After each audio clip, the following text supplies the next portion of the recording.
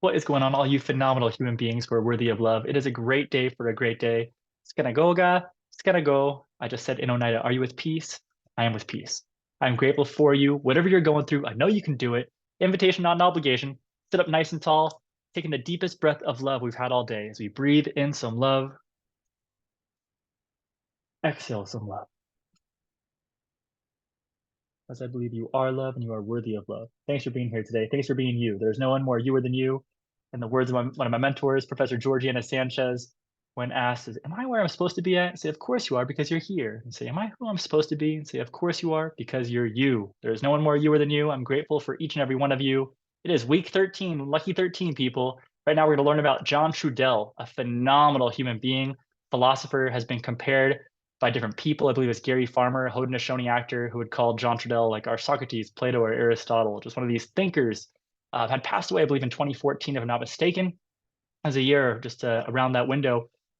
Phenomenal human being. Has spoken at Cal State Long Beach before, spoken at UCLA before. So right now you're going to get some different excerpts. You're going to listen to him in this interview here on Becoming Human Being. This documentary, one of my favorites of all time, eye-opening for many people who've never seen it before, myself included. I think I was about 24 the first time I saw it during my Master in Public Administration and a certificate in American Indian Studies. My mind was blown, completely transformed. One of those people and thinkers I just greatly admire. I never had a chance to meet in person, but just extremely influenced by their line of thinking and how they live their life and just the stories and the poetry and the lessons that they've passed on. Spoken word, really incredible spoken word.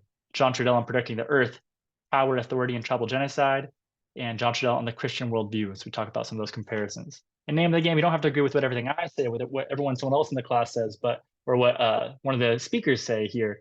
But I do say that truth has no fear from investigation. So not being afraid to ask questions, not being afraid to ask why, not being afraid to learn, and respect and sharing. I respect you, whatever you believe in, wherever you're coming from. I appreciate you and your worldviews and your beliefs. So grateful for you. We're gonna getting close to the final home stretch here for the class. We'll continue on with some more videos from Trudell, John Trudell, in weeks to come with some more things. Also, our syllabus here for readings. We are now moving on to this book called American Indian Thought, edited by Ann Waters from a number of different writers in here. You're first going to look at American Indian philosophy. Then you're going to take a look at epistemology and knowing and how these native worldviews, indigenous knowledge systems, sometimes how they are questioned and how they are held and passed down. And lastly, here is part 3 of science, math, and logic. So again, read what you can in terms of these different things. And I want to hear what you have to say and take a look at your classmates as well too, to learn from them in this learning experience as well too. As a reminder, the 3 to 7 sentences in the discussions for this week's response, make sure you have all the previous ones as well too.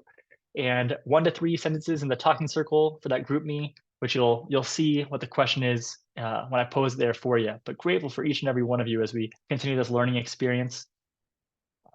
Something I wanted to share with you all as well too is this teachings. It happens from Ojibwe peoples, but it's also believed by other peoples as well too. And it's this idea of this 7 grandfathers teaching.